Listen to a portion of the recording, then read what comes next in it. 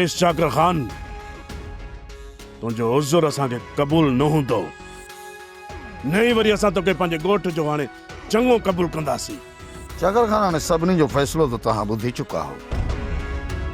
हाणे असांखे इहो ॿुधायो त हिते छोकिरी खे कॾहिं था घुरायो?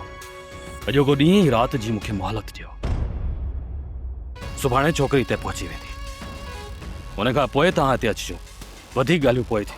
पोइ ॿियनि जी बि इज़त जो ख़्यालु कंदो कर चाकर खान। तू असांजी चादर ऐं चार दीवारी पामाल करे हलियो वएं। तो छा सोचियो इहो सभु कुझु असां विसारे वेंदासीं?